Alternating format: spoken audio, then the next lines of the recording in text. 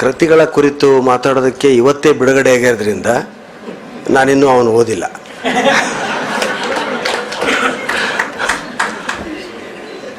ಇವ್ರು ಹೇಳಿದ್ರ ಮೇಲೆ ಮಾತಾಡಬೇಕು ಅಂದರೆ ಆ ಯೋಗ್ಯತೆಯೂ ನನಗಿಲ್ಲ.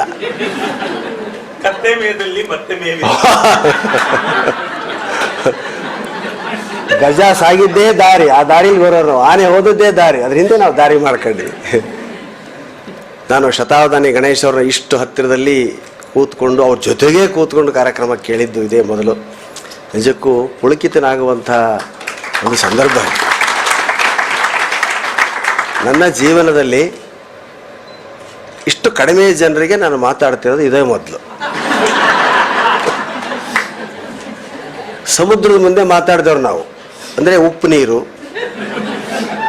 ತೆರೆಗಳ ಶಬ್ದ, ಮುಖಕ್ಕೆ ಬಂದು ಬಡಿಯೋ ಉಸುಕು, ಆ ನೀರು ಹತ್ತಕ್ಕೆ ಉಪಯೋಗ ಇಲ್ಲ, ಬರೀ ಗಲಾಟೆ ಗೋಜಲು.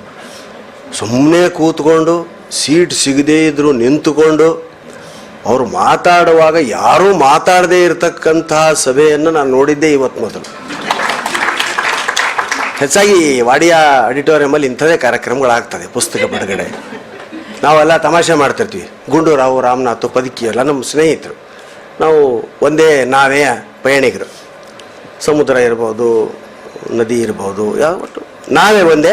ಅದನ್ನು ಹಿಡ್ಕೊಂಡು ನಾವು ಕೂತಿಲ್ಲ, ಅವ್ರು ಹೇಳಿದಂತೆ ನಮ್ಮ ಬಂದಾಗ ಇಳಿದಿದ್ದೀವಿ. ನಾವು ಅವರೆಲ್ಲ ಸೇರಿದಾಗ ನಾವು ಏನು ಮಾತಾಡ್ತಿರ್ತೀವಿ ಅಂದರೆ, ಏನಪ್ಪ ಇದು ಸದಾ ನಮ್ಗೆ ಬರೀ ಇದೇ ಆಯ್ತಲ್ಲ ಅಂತ. ಗುಂಡೂರಾಯರು ಅವರೊಳಗೊಬ್ಬ ವೇದಾಂತಿ ಇದ್ದಾನೆ. ರಾಮನಾಥರ ಒಳಗಡೆ ಒಬ್ಬ ಅದ್ಭುತವಾಗಿರ್ತಕ್ಕಂಥ ವ್ಯಂಗ್ಯ, ವಿಡಂಬನೆ, ಹಾಸ್ಯದಲ್ಲೂ ಒಬ್ಬಿದ ಬಗೆಯ ಒಬ್ಬ ವ್ಯಕ್ತಿ ಇದ್ದಾನೆ. ಭಾಳ ಜನ ಜೋಕ್ ಹೇಳ್ಬಿಡಿ ಸಾರ್ ಅಂತಾರೆ. ಈ ಸಭೆಗೆ ನಾನಿವತ್ತು ಒಬ್ಬ ಪ್ರೇಕ್ಷಕನಾಗಿ ಬಂದವನು. ನನಗೆ ಕನಸು ಮನಸ್ಸಿನಲ್ಲೂ ನಾನು ವೇದಿಕೆ ಕೂಡ್ತೀನಿ ಅಂತ ಕಲ್ಪನೆ ಕೂಡ ಇದ್ದಿಲ್ಲ, ನಾನು ಕಲ್ಪನೆ ಮಾಡಿಕೊಂಡೂ ಇರಲಿಲ್ಲ. ಹೀಗಾಗಿ ನಾನು ಜಾಕೆಟ್ ಹಾಕದೆ ಬಂದೆ. ಸೂಕ್ಷ್ಮ ಹೇಳಿದರೆ ನಾನು ಜಾಕೆಟ್ ಹಾಕೊಂಡು ಬರ್ತಿದ್ದೆ, ಯಾಕಂದರೆ ಜಾಕೆಟ್ ಹಾಕಿದ್ರೆ ನನಗೆ ಮಾತು ಬರ್ತವೆ. ಯಾಕೆಂದರೆ ಇವರಿಗೆ ಓದಿದರೆ ಬರೆದ್ರೆ ಹೇಗೆ ಮಾತು ಬರ್ತಾವೋ ಹಾಗೆ ನಮಗೆ ಜಾಕೆಟು. ಆದರೂ ಯುದ್ಧಕ್ಕಿದ್ದಾಗೆ ನನ್ನನ್ನು ಇಲ್ಲಿ ತಳ್ಳಿದ್ದಾರೆ ಅಂತ ನಾನು ಭಾವಿಸ್ತಾ ವೀಣಕ್ಕನಿಗೆ ಮೊದಲಾದ ವಂದನೆಗಳ ಸಲ್ಲಿಸ್ತೆ ನಾನು. ಅವರು ಬರಬೇಕು ಇದಕ್ಕೆ ಅಂತ ನನಗೆ ಫೋನ್ ಮಾಡಿದ್ರು. ಆಯ್ತಕ್ಕ ಬರ್ತೀನಿ. ಅವತ್ತು ಮೋಸ್ಟ್ಲಿ ನಾನು ಬೆಂಗಳೂರಲ್ಲಿ ಇರ್ತೀನಿ, ನಾಳೆ ಬೇಲೂರಿಗೆ ಹೋಗಿರೋದ್ರಿಂದ ನಾನು ಬೆಂಗಳೂರು ಹಾಲ್ಟ್ ಮಾಡಿರ್ತೀನಿ ಅಂತ ಹೇಳಿದ್ನಾಗಲಿ ಅವರಿಗೆ ಅದು ಭರವಸೆ ಇತ್ತು ಇಲ್ಲ. ಯಾಕಂದ್ರೆ ಅನೇಕ ಕಾರ್ಯಕ್ರಮಗಳಿಗೆ ನಾನು ಬರೋದಾಗಿಲ್ಲ. ಅವರು ಇವತ್ತೊಂದು ಮೆಸೇಜು ಮತ್ತು ಇನ್ವಿಟೇಷನ್ ಕೆಳಗಡೆ ನೀವು ಬರದೇ ಇದ್ದರು ಅಂತ ಏನೋ ಒಂದು ಮೆಸೇಜ್. ಇಷ್ಟರ ಮಟ್ಟಿಗೆ ಅಡ್ವಾನ್ಸ್ ಇದ್ದಾರೆ ಇವರು. ಬಂದರೂ ಸಂತೋಷ ಪಡ್ತಾರೆ, ಬರೆದಿದ್ರೂ ಸಮಾಧಾನ ಮಾಡ್ತಾರೆ ಅಂತ ಅನ್ಕೊಂಡು, ಇಲ್ಲಕ್ಕ ನಾನು 4 ಗಂಟೆಗೆ ಬೆಂಗಳೂರಲ್ಲಿ ಬಂದು ಇಳಿದಿದ್ದೀನಿ ಅಂತ ಕೊಟ್ಟೆ ನಾನು. ಅದು ನೋಡಿಲ್ಲ ಅವರಿನ್ನು. ಶತಾವಧಾನಿ ಅವ್ರ ಜೊತೆ ಕೂತಿರೋದೇ ಒಂದು ದೊಡ್ಡ ಸೌಭಾಗ್ಯ ಅಂತ ನಾನು ಬಾರಿ ಬಾರಿ ಹೇಳೋದಕ್ಕೆ ಇಷ್ಟಪಡ್ತೀನಿ. ಅವ್ರಿಗೆ ಅನೇಕ ಸಾರಿ ಫೋನ್ ಮಾಡಿದ್ದೆ, ಬಹುಶಃ ಅವ್ರು ನಮ್ಮ ಥರ ಫೋನ್ ರಿಸೀವ್ ಮಾಡಲ್ಲ ಅಂತ, ಅದಕ್ಕೆ ಇಷ್ಟು ಓದ್ಕೊಂಡಿದ್ದೀನಿ.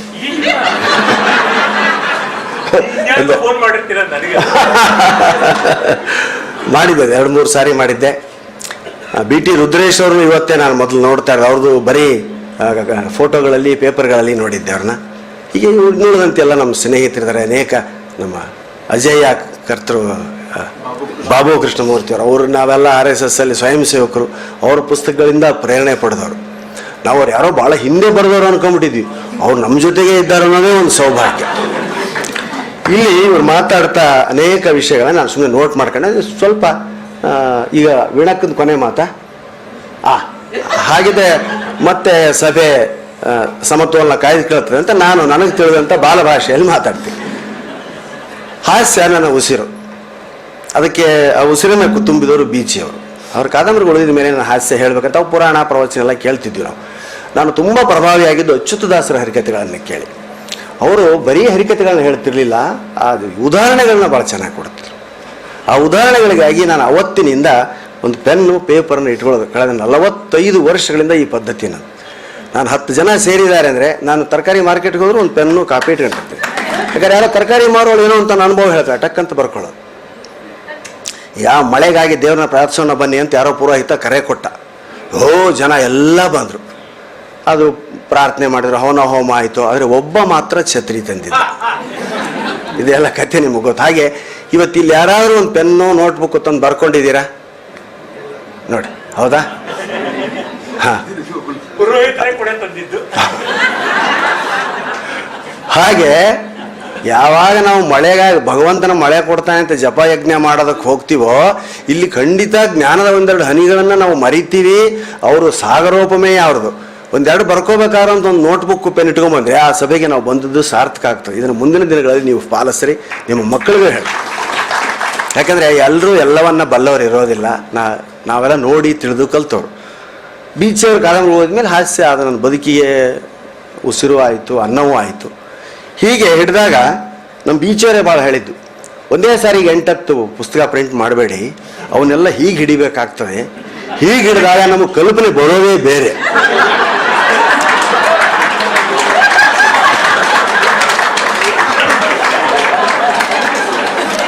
ಇಲ್ಲಿ ಹೀಗೆ ಹಿಡಿದಾಗ ನನಗೆ ಎಲ್ಲೊಬ್ಬನಿಸಿತ್ತು ಪರಮಾರ್ಥ ಅರ್ಥ ಅಂತಂದ್ರೆ ಇದರಲ್ಲಿ ಜಾಕ್ ಯಾವುದು, ಕಿಂಗ್ ಯಾವುದು, ಕಳವಾರ ಯಾವುದು ಗೊತ್ತ.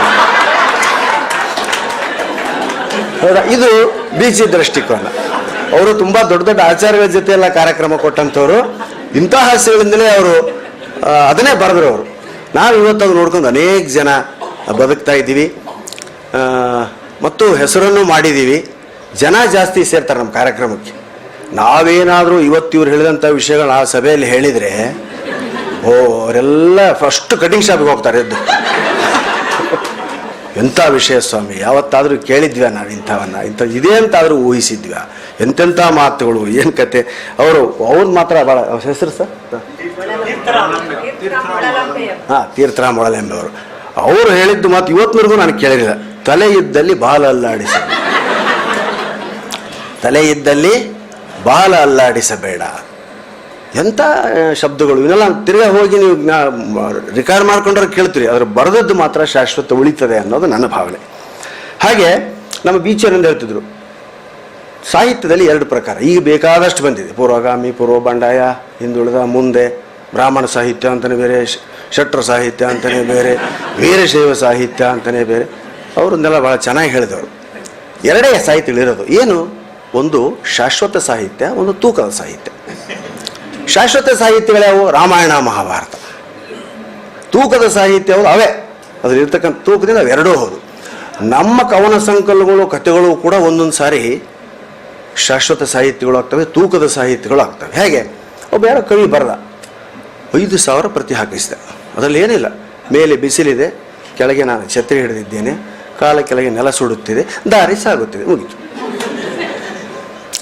ಇಂಥ ಒಂದು 500 ಪ್ರತಿಗಳನ್ನು ಮಾಡಿಸಿ ಮನೇಲಿ ತಂದಿಟ್ಟ. ಕೊಡೋರಿಗೆಲ್ಲ ಒಂದು 100-50 ಕೊಟ್ಟ. ಕೆಲವ್ರು ಮನೇಲಿ ತಲೆ ವರ್ಷಗಳಿಗೆ ಎಣ್ಣೆ ಹತ್ತಿದಾಗ ಒಂದು ಹಾಳೆ ಕೊಡಪ್ಪ ಅಂತ ಆ ಲೆವೆಲ್ಲು ಕೂಡ ಇಸ್ಕೊಂಡು ಹೋದ್ರು. ಕೆಲವರು ಈ ಕವಿಗೋಷ್ಠಿಗೆ ಬಂದಾಗ ಫ್ರೀ ಕೊಟ್ಬಿಟ್ರೆ ಅವನ್ನೆಲ್ಲ ಅದಕ್ಕೆ ಬಳಸ್ತಾರೆ ಅವರು. ಅವನು ಹೆಂಡ್ತಿಗೆ ಸಾಕಾತು, ಚಿಕ್ಕ ಮನೆ, 1500 ಪುಸ್ತಕ ತಂದು ಇಟ್ಟಿದ್ದೀರಿ, ಇವು ಏನು ಕಸ ಹೊಡೆಯುವಾಗ ಕಸ ಎಲ್ಲಾದ್ರೂ ಕೆಳಗಡೆ ಹಾಗೇ ಉಳಿತದೆ. ದಿನಾ 1000 ಪುಸ್ತಕ ಎತ್ತಿ ಈ ಕಡೆ ಇಡಬೇಕಾದ್ರೆ ಕಷ್ಟ ಆಗ್ತದೆ. ಅದ್ರ ಮೇಲೆ ಒಂದು ಹರಕು ಲುಂಗಿ ಹೊದಿಸಿದ್ಲು. ಅದು ಶಾಶ್ವತ ಸಾಹಿತ್ಯ. ಹೀಗೆ 6 ತಿಂಗಳಾಯ್ತು, ವರ್ಷ ಆಯ್ತು, ತಲೆ ಕೆಟ್ಟೋಯ್ತು. ಇವನು ಇಲ್ದಾಗ ಮಾಡಬೇಕು ಅಂತ. ಅವನು ಇಲ್ದಾಗ ಯಾವನೊಬ್ಬನು ರದ್ದಿ ಪೇಪರ್ ಅಂತ ಬಂದ, ಅವನಿಗೆ ಹಾಕಿ ಒಂದು 300-400 ರೂಪಾಯಿ ಇಸ್ಕೊಂಡ್ಲು. ಆವಾಗದು ತೂಕದ ಸಾಹಿತ್ಯವೂ ಆಯಿತು. ಹೀಗೆ ನವ್ಯ ಕವಿಗಳ ಸಾಹಿತ್ಯವಿದು ಶಾಶ್ವತ ಸಾಹಿತ್ಯವೂ ಹೌದು, ತೂಕದ ಸಾಹಿತ್ಯವೂ ಹೌದು. ಹಾಗೆ ಕಲ್ಪನೆ ಬೇರೆ, ಶಿಲ್ಪ ಬೇರೆ ಬೇರೆ, ಅನಿವಾರ್ಯ ಆದಾಗ ಅಂಗೀಕರಿಸಲೇಬೇಕು. ಎಂತೆಂಥ ಮಾತುಗಳು ಸ್ನೇಹಿತರೆ ಇವೆಲ್ಲ. ಹೆಜ್ಜೆ ಗುರುತುಗಳನ್ನು ಬಿಡಬಾರ್ದು. ನೋಡಿ, ನಮ್ಮ ಹೆಜ್ಜೆ ಗುರುತುಗಳು ಉಳಿಸ್ಬೇಕು ಅಂತ ನಾವೆಲ್ಲ ಹೋರಾಟ ಮಾಡ್ತೀವಿ. ಹೆಜ್ಜೆ ಗುರುತು ಬಿಡಬಾರ್ದು ಅಂತ. ಇವತ್ತು ಏನಾದರೂ ಒಂದು ಉಳಿಬೇಕಪ್ಪ, ಉಳಿಲಾರ್ದಂತೆ ಹೋದವರೇ ಕೊನೆಗೆ ಉಳಿಯೋದು, ಏನು ಉಳಿಸ್ಲಾರ್ದಂತೆ ಅನ್ನೋ ಮಾತನ್ನು ತಿಳ್ಕೊಂಡ್ವಿ. ಹಾಗೆ ಭಾಳ ಇನ್ನೊಂದು ಮಾತು ಅಂದ್ರೆ, ವೀಣಾ ಬನ್ನಂಜಿಯವ್ರು ನಾನು ಇದುವರೆಗೂ ನೋಡಿದ್ದಿಲ್ಲ. ನಮಗೆ ಈ ವಿಷಯಕ್ಕೆ ನಾವು ಭಾಳ ಪುಣ್ಯಾತ್ಮರು. ಒಂದು 10 ವರ್ಷ ಆಯ್ತಕ್ಕ ನಾವು ಆಗ ನನಗೇನು ಅನ್ನಿಸ್ತು ಅಂದರೆ, ವೀಣಾ ಬನ್ನಂಜಿಯವ್ರು ನೋಡಿ ಅವ್ರು ಇಷ್ಟು ಅಗಾದಾಗ್ಯದ, ಇನ್ನು ಅವ್ರು ಅಕ್ಕ ತಂಗಿಯರು ನೋಡಿದ್ರೆ ಇವ್ರು ಹೇಗಾಗಬೇಡ ಅಂತ ನನಗೆ ಶುರುವಾಗಿದೆ. ಒಬ್ರಿಗಿಂತ ಫಸ್ಟ್ ಹಾಡಿದವರು ಕೇಳಿದ್ರ ಹಾಡು ಮಾತು ಕೇಳಿ, ಒಬ್ಬೊಬ್ಬರು ಒಂದೊಂದು ರತ್ನಗಳೇ. ನನಗೆ ಬನ್ನಂಜೆ ಗೋವಿಂದಾಚಾರ್ಯ ಇದ್ದಾಗ ಅನೇಕ ಸಾರಿ ಅವರು ಇವನ್ನ ಕೇಳಿದಾಗ ನಾನು, ಏನಪ್ಪ ಇವ್ರದಲ್ಲ ಹೆಂಗೆ ನೆನಪು, ನಾವು ಇಷ್ಟನ್ನೇ ಬರ್ಕೊಂಡು ಓದ್ತಿದ್ದೀವಿ, ಇವರು ಸ್ಖಲಿತವಾಗಿ ಒಂದು ಸಾರಿ ನೋಡ್ಕೊಂಬಂದರು. ಇದೆಲ್ಲ ಹೇಗೆ ಸಾಧ್ಯ ಅಂದರೆ ನಿಯಮಿತವಾದಂಥ ಅಧ್ಯಯನ, ತಪಸ್ಸು, ಇವೆಲ್ಲ ವಾಂಗ್ಮಯ ತಪಸ್ಸು ಅಂತ ಕೂಡ ಕರೀತಾರೆ. ಇವನ್ನೆಲ್ಲ ನಾವು ಮಾಡೋದೇ ಇಲ್ಲ. ನೋಡಿ, ಹಾಗೆ ಹೋಗೋದು, ಕೇಳೋದು, ಏನೋ ಬರ್ಕೊಳ್ಳೋದು. ನಮ್ಮದೆಲ್ಲ ಬರೀ ಅಣ್ಣಮ್ಮಗಳೇ, ಅಪ್ಪಯ್ಯಗಳು ಭಾಳ ಕಡಿಮೆ. ನಮ್ಮದು ಅಣ್ಣಮ್ಮಗೆ ನಾವು ಗುಂಡೂರಾವ್, ನಮ್ಮ ಟೀಮ್ನಲ್ಲಿ ನಾವು ತುಂಬ ಮೆಚ್ಚೋದು ನಮ್ಮ ರಾಮನಾಥ್ ಅವ್ರನ್ನ, ಗುಂಡೂರಾಯರನ್ನ. ಯಾಕಂದ್ರೆ ಅವರು ಬಹಳಷ್ಟು ಓದ್ಕೊಂಡಾರೆ, ಹೇಳುವಂಥ ವೇದಿಕೆ ಸಿಗಲ್ಲ. ಅವ್ರು ಮಾಡೋ ಪನ್ನುಗಳು, ಅವ್ರು ಹೇಳೋಂಥ ಅಣ್ಣಮ್ಮನ ದೇವತೆ ಈ ಊರಲ್ಲಿ ಅದೇ ದೊಡ್ಡ ಕಾರ್ಯಕ್ರಮ ಅಣ್ಣಮ್ಮನ. ಹಾಂ, ಅದ್ರದ್ದೊಂದು ಘಟನೆ ಹೇಳ್ತಾರೆ. ಅಣ್ಣಮ್ಮಗಳು ಏನು ಅಂದರೆ 4 ರಸ್ತೆ ಮಧ್ಯೆ ಕೂಡಿಸಿರ್ತಾರೆ, ಏನೂ ಇಲ್ಲ ಅಂದರೆ ಅಣ್ಣಮ್ಮ ಅಂದ್ಬಿಡ್ತಾರೆ. ಯಾರೋ ರಾಜಕಾರಣ ಎಲೆಕ್ಷನ್ ನಿಂತಿದ್ದ ಏರಿಯಾ, ಅವ್ನ ಪರಿಚಯ ಆಗ್ಬೇಕು ಏರಿಯಾದವರಿಗೆ, ಅಣ್ಣಮ್ಮನ ಕೂರಿಸು, ಅಣ್ಣಮ್ಮನ ಕೂರಿಸಿ ಅಪ್ಪಯ್ಯನ ಪರಿಚಯ ಮಾಡಿಸೋದು ಅವರು. ಎಂಥ ಸಭೆಗಳ್ರಿ ಊರಲ್ಲಿ. ಆದರೆ ಅವು ನಮ್ಮಂಥವ್ರಿಗೆ ಅನ್ನ ಕೊಟ್ಟಿದೆ, ಜಾಬ್ ಕೊಟ್ಟಿದೆ. ನನಗೆ ಫಸ್ಟ್ ಅಣ್ಣಮ್ಮ ಅಂತ ಗೊತ್ತಾಗ ಏನೋ ಜಾತ್ರೆ ಬಂದು 2 ಟ್ರ್ಯಾಕ್ಟರ್ಗಳನ್ನ ಸೇರಿಸಿ ಮಾಡಿರೋ ಸ್ಟೇಜ್ ಅದು. ಒಂದು ಮರದ ಕೆಳಗೆ, ಅದು ಯಾವುದೋ ಎಲೆಕ್ಟ್ರಾನಿಕ್ ಸಿಟಿ ಇದೆಯಲ್ಲ, ಅದು ಇನ್ನೂ ಫ್ಲೈಓವರ್ ಇರಲಿಲ್ಲ ಅಲ್ಲಿ, ಮಾರ್ತಹಳ್ಳಿ ಅಲ್ಲ ಅದು. ಮಾರ್ತಹಳ್ಳಿ ಅನ್ನೋಲ್ಲಿ 2 ಟ್ರ್ಯಾಕ್ಟರ್ ಜಾಯಿಂಟ್ ಮಾಡಿದ್ದಾರೆ. ಅಲ್ಲಿ ಒಂದು ಚೇರು, ಒಂದು ಮೈಕು ಈ ಥರ ಇಟ್ಟಿಲ್ಲ, ಮರಕ್ಕೆ ಮೈಕ್ ಕಟ್ಟಿ ಇಳಿಬಿಟ್ಟಿದ್ದಾರೆ. ಅದು ಗಾಳಿ ಜೋರಾದ್ರೆ ನನ್ನ ಹಣೆಗೆ ಬಡಿತಿತ್ತು. ಎದುರುಗಡೆ ಫುಲ್ ಜನ, ತಮಿಳರು, ಎಲ್ಲ ಭಾಷೆಯವರು, ಇಡೀ ಭಾರತನೇ ಇದೆ ಅಲ್ಲಿ. ತಮಿಳರು ಹಿಂದಿ ಮಾತಾಡೋದು, ಮಧ್ಯೆ ಮಧ್ಯೆ ಹುಡುಗರು, ನೀವು ಶುರು ಮಾಡಿ ಸರ್, ನೀವು ಶುರು ಮಾಡಿ ಸರ್. ಏನು ಮಾಡಲಿ, ಯಾರು ಸುಮ್ಮನೆ ಕೂತು, ನೀವು ಶುರು ಮಾಡಿ ಸರ್. ಅವ್ರು ಸುಮ್ಮನೆ ಕೂರ್ತಾರೆ. ಶುರು ಮಾಡಿ 15 ನಿಮಿಷ ಆಗಿತ್ತೋ ಇಲ್ಲೋ, ಪ್ರಸಾದ ಕೊಡ್ರೆ ಎಲ್ರಿಗೂ ಅಂದರು. ಏನು ಪ್ರಸಾದ ಅಂತ ನೋಡಿ, ಪಲಾವು, ಎಲ್ಲರ ಕೈಯಲ್ಲೂ ದೊನ್ನೆಯಲ್ಲಿ ಪಲಾವು ತಿಂತಾ ನಾನು ನೋಡೋದಕ್ಕೆ ಶುರು ಮಾಡಿ. ನೀರು ಕುಡಿಯೋಣ ಅಂದರೆ ಮುಂದೆ ನೀರು ಕೂಡ ಇಲ್ಲ ನನಗೆ. ನೋಡ್ತಾ ಇದ್ದೀನಿ. ಆಮೇಲೆ ತಮಟೆ ಬಾರಿಸೋರಿಲ್ಲ, ತಮಟೆ ಬಾರಿಸೋರು, ನಾನಿನ್ನು ವೇದಿಕೆ ಮೇಲೆ ಇದ್ದೀನಿ. ತಮಟೆ ಬಾರಿಸೋಕ್ಕೆ ಶುರು ಮಾಡೋದು. ಮತ್ತೊಂದು 15 ನಿಮಿಷ ಆದಮೇಲೆ ಪಟಾಕಿ ಹಚ್ಚಿರು ಅಂದರು. ಯಾಕೆ ಅಂದರೆ ಆ ಏರಿಯಾ ಕೌನ್ಸಿಲರ್ ಬಂದ. ಅವನಲ್ಲಿ ಕಾರ್ ಹೇಳಿದ, ಅಣ್ಣ ಅಣ್ಣ ಅಣ್ಣ ಅಣ್ಣ ಅಂತ ಅವ್ನು ಕರ್ಕೊಂಡು, ಅವನು ಕಾಲಿಂದ ನನ್ನ ತೊಡೆ ಕೆಳಗಿನವರೆಗೂ ಸರ, ಅಲ್ಲಿಂದ ಬಂದದು ನನ್ನನ್ನು ಸ್ಫೋಟ ಮಾಡುವಂಥ ಲೆವೆಲ್ಗೆ ಆ ಸರದ ಕೊನೆಯ ತುದಿ ಇದೆ ಇಲ್ಲಿ. ನಾನು ಅದು ಅಲ್ಲಿದ್ದಾಗಲೇ ಹಿಂದೆ ಸರಿದು ಬಚಾವಾದ. ಅವನು ಬಂದಮೇಲೆ, ಅಣ್ಣ ತಿರ್ಗಾ ಶುರು ಮಾಡು. ನನ್ನ ಕೈಲಿ ಆಗಲ್ಲಪ್ಪ, ಮೊದಲು ಹೇಳಿದ್ದೇ ಯಾರ ತಲೆಯಲ್ಲಿ ಹೋಗಿಲ್ಲ, ಇನ್ನು ಏನು ತಿರ್ಗಾ ಶುರು ಮಾಡಲಿ ಅಂದು. ಅವಾಗ ಅಣ್ಣ ಈಗ ನಿನ್ನ ಪರಿಚಯ ಮಾಡ್ತೀವಿ ಅಂದರು. ಅದೊಂದು ಬೇರೆ ಕೇಳು ಅನ್ಕೊಂಡೆ ನಾನು. ಬಂದಿರೋ ವ್ಯಕ್ತಿ ಕೌನ್ಸಿಲರು, 10 ಬೆರಳಿಗೆ ಒಂದು 11 ಉಂಗುರ, ಕೊರಳಲ್ಲಿ ಇಷ್ಟು ದಪ್ಪ ಚೈನ್, ಬಂಗಾರದ್ದು, ಅದರಿಂದ ಒಂದು ನಾಯಿ ಕಟ್ಬೋದು. ಕೆದರಿದ ಕೂದಲು, ಕಣ್ಣುಗುಡ್ಡೆ ಹೊರ ಬಂದಿದೆ, ಕೆಂಪು ಏನು ಅಲ್ಲಿ ಹಾಕೊಂಬಂದಾನೆ. ತೀರ್ಥ ಸ್ವರೂಪ ಬಂದು ನಿಂತು ನನ್ನ ಪರಿಚಯ, ಕೂತಣ್ಣ ಅಣ್ಣ ಭಾಳ ಫೇಮಸ್ಸು, ನೀವು ಗಲಾಟೆ ಮಾಡ್ತೀರಿ, ಅಣ್ಣನ ಬೆಲೆ ಗೊತ್ತಾ ನಿಮಗೆ? ಅಣ್ಣ ಭಾಳ ಫೇಮಸ್ಸು, ಅಣ್ಣನ ಹೆಸರು ಕೇಳದೆ ಇರೋರು ಕರ್ನಾಟಕದಲ್ಲಿ ಯಾರೂ ಇಲ್ಲ ಗೊತ್ತಾ? ಅಣ್ಣ ಹೆಸರೇನ? ಎದ್ದು ನಿಂತು ಗಂಗಾವತಿ ಪ್ರಾಣೇಶ್ ಅಣ್ಣ, ಹೆಂಡತಿ ಹೆಸರು ಸೇರೆ ಹೇಳ್ತಾ ಇದೆಯಾ? ಇಲ್ಲ, ಗಂಗಾವತಿ ಅನ್ನೋದು ಊರು.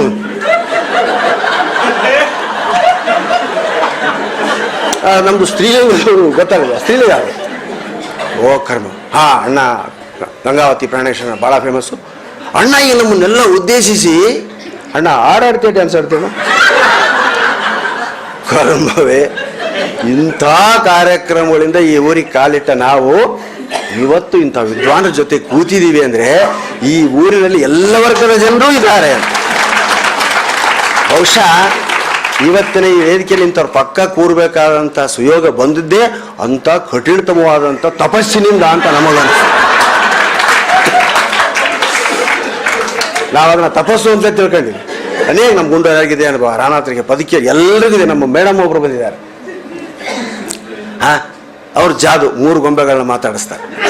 ಹೌದಾ? ಒಬ್ಬರನ್ನ ಮಾತಾಡ್ಸೋದೇ ಕಷ್ಟ ಪ್ರಪಂಚದಲ್ಲಿ, ಅದಕ್ಕೆ ಜನರನ್ನು ಮಾತಾಡ್ಸೋದು ಕಷ್ಟ ಅಂತ ಅವ್ರು 3 ಜನರನ್ನು ಮಾತಾಡಿಸ್ತಾರೆ. ಹೀಗೆ ನಮ್ಮ ವರ್ಗದಲ್ಲಿ ಅನೇಕ ಜನ ನಾವು ಹಾಸ್ಯದಿಂದ ಆಧ್ಯಾತ್ಮವನ್ನು ಕಳ್ಕೊಂಡವರು. ಆದರೆ ನಾನು ಮನೆಯಲ್ಲಿ ಓದೋದು ಭಾಗವತ, ಭಗವದ್ಗೀತೆಗಳನ್ನು, ಅದನ್ನು ಹೇಳೋದಕ್ಕಾಗೋದಿಲ್ಲ ನನಗೆ. ನಾನು ಓದಿ ಸಂತೋಷ ಪಡ್ತೀನಿ. ನಮ್ಮದು ಒಂದು ಆಚಾರ್ಯರ ಕುಟುಂಬ, ಅಚ್ಯುತದಾಸರು ಪ್ರೇರೇಪ ಪಡೆದು, ಅಚ್ಯುತದಾಸರು ಮಾಡಿರ್ತಕ್ಕಂಥ ಹರಿಕಥಾಮೃತ ಸಂಗ್ರಹ ಅಂತ ಒಂದು ಬಹಳ ದೊಡ್ಡ ಪುಸ್ತಕ. ಅದರಲ್ಲಿ ಅನೇಕ ಘಟನೆಗಳು. ಓದೋ ಅಭ್ಯಾಸ ಎಷ್ಟು ಜನರಿಗೆ ಇದೆಯೋ ನನಗೆ ಗೊತ್ತಿಲ್ಲ. ದಯವಿಟ್ಟು ಓದು, ನಿಮ್ಮನ್ನು ಹಣಕ್ಕಿಂತ ಹೆಚ್ಚು ಕಾಪಾಡ್ತದೆ. ದಯವಿಟ್ಟು ಓದೋ ಅಭ್ಯಾಸ ಹಾಕೊಳ್ಳಿ. ನಾನು ಇಲ್ಲಿರ್ತಕ್ಕಂಥ ಶತಾವಧಾನಿ ಗಣೇಶರು ಎಲ್ಲ ಪುಸ್ತಕಗಳು ನನ್ನ ಹತ್ರ ಇದೆ. ಎಲ್ಲರ ಪುಸ್ತಕಗಳು ನಾನು ಸಂಗ್ರಹ ಮಾಡ್ತೇನೆ. ಸರ್ದಂತೂ ತುಂಬ ಹಳೆಯ ಕಾಲದಲ್ಲಿ ಓದಿದ್ದೆ ನಾನು ಅಜೇಯ ಕೃತಿಗಳನ್ನು. ಪುಸ್ತಕಗಳು ನಾನು ಹೆಚ್ಚು ದುಡ್ಡು ವೆಚ್ಚ ಮಾಡೋದು ಪುಸ್ತಕಗಳಿಗೆ. ನಮ್ಮ ಸರ್ ಸೇತುರಾಮ ಸರ್ ಅವ್ರ ಪುಸ್ತಕಗಳು, ಅವರು 4 ಪುಸ್ತಕಗಳು ಅವರು ಪ್ರಿಂಟ್ ಆದ ತಕ್ಷಣ ಕಳಿಸ್ತಾರೆ ನನಗೆ. ಅವು ಎಂತೆಂಥ ಕೃತಿಗಳು. ಈ ಊರಿಗೆ ಬರೋದೇ ಒಂದು ಪುಣ್ಯ ಪಾವನ ಅಂತ ನಾನು ಭಾವಿಸ್ತಿರ್ಬೇಕಾದ್ರೆ ಇವತ್ತು ನಾನೂ ಕೂಡ ಒಂದು ಪುಸ್ತಕ ಬಿಡುಗಡೆ ಸಮಾರಂಭದಲ್ಲಿ ಪಾಲ್ಗೊಂಡೆ. ಇವತ್ತು ಕಾರ್ಯಕ್ರಮದ ಒತ್ತಡ ಹೆಚ್ಚಾದಂಥ ಸ್ವಾಮಿಗಳಿಗೆ ನನ್ನ ಅನಂತ ಧನ್ಯವಾದಗಳನ್ನು.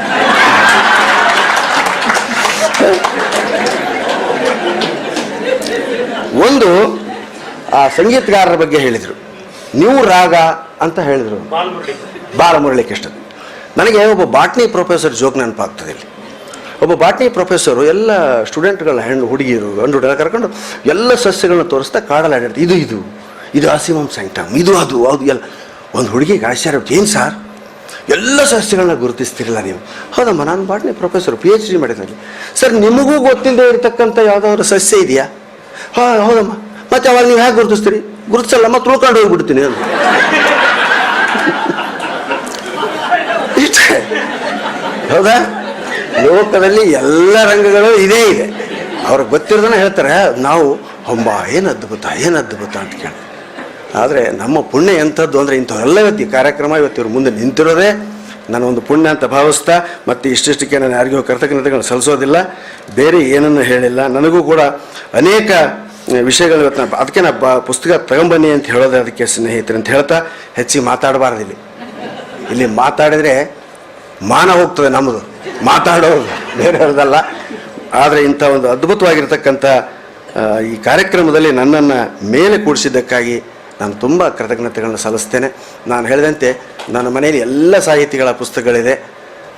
ಕಬ್ಬಿನಾಲೆ ವಸಂತ ಭಾರದ್ವಾಜ್ ಅವ್ರ ಪುಸ್ತಕಗಳಂಥವು. ದಯವಿಟ್ಟು ಯುವ ಪೀಳಿಗೆಗೆ ನನ್ನ ವಿನಂತಿ ಒಂದೇ, ಮೊಬೈಲ್ ಹಾಕೋ ದುಡ್ಡನ್ನು ಪುಸ್ತಕಗಳಿಗೆ ಹಾಕಿ. ದಯವಿಟ್ಟು ನಿಮಗೆ ಮೊಬೈಲು ಏನನ್ನೂ ಕಲಿಸೋದಿಲ್ಲ, ನೋಡಿದ್ದೆಲ್ಲ ಮರ್ತು. ಇವತ್ತೆಲ್ಲರಿಗೆ ಏನಾದರೂ ಜ್ಞಾಪಕಶಕ್ತಿ ಕಡಿಮೆ ಆಗಿದೆ ನನಗೆ ಯಾಕೋ ಜ್ಞಾಪಕ ಆಗ್ತಿಲ್ಲ ಅಂದರೆ ಒಂದಾದ್ಮೇಲೆ ತಿಕ್ತಾ ಹೋಗ್ತಿರಲ್ಲ. ಆ ತಿಕ್ಕೋದ್ರಿಂದ ಏನೋ ನೋಡಿ, ಪುಸ್ತಕ ಹಿಡಿದ್ರೆ ಕಾನ್ಸ್ಟೆಂಟ್, ಇದು ತಿಕ್ತಿರಿ, ಇಲ್ಲಿ ಬಂದದ್ದು ಮತ್ತೆ ಹಿಂಗೆ ಹೋಗ್ಬಿಡ್ತದೆ. ಅದಕ್ಕೆ ಮೊಬೈಲ್ ಬಿಡಿ, ಪುಸ್ತಕ ಹಿಡೀರಿ ಅನ್ನೋದೇ ನನ್ನ ಕೋರಿಕೆ. ಹೀಗಾದಾಗ ನೀವು ಕೂಡ ಮಾತಾಡೋದು ಅಂತ ಹೇಳ್ತಾ, ಇದು ವೀಣಾ ಅವರು, ನಾನು ಮೇಡಮ್ ಆದರೆ ಬರ್ತೀನಿ ಅಕ್ಕ, ಇರ್ಲಿಕ್ಕಿಲ್ಲ ಅಂದಾಗ ಇಲ್ಲ, ಅರ್ಥಯಾತ್ರೆಯಲ್ಲಿ ನಿಮ್ಮ ಬಗ್ಗೆ ಕೂಡ ಪ್ರಸ್ತಾಪ ಇದೆ ಅಂತ ಭಯ ಹೋಗಿಸಿದ್ದಾರೆ. ನನ್ನ ಬಗ್ಗೆ ಏನು ಬರೆದಿದ್ದಾರೋ ಇನ್ನೂ ಓದಿಲ್ಲ, ಅದಕ್ಕೆ ಮುಂಚೆನೇ ಮಾತಾಡಿಬಿಟ್ಟೇನೆ ಅಂತ ಹೇಳ್ತಾ ನನ್ನ ಮಾತಿಗೆ ಮಂಗಳ ಹಾಡ್ತೇನೆ. ಜೈ ಹಿಂದ್.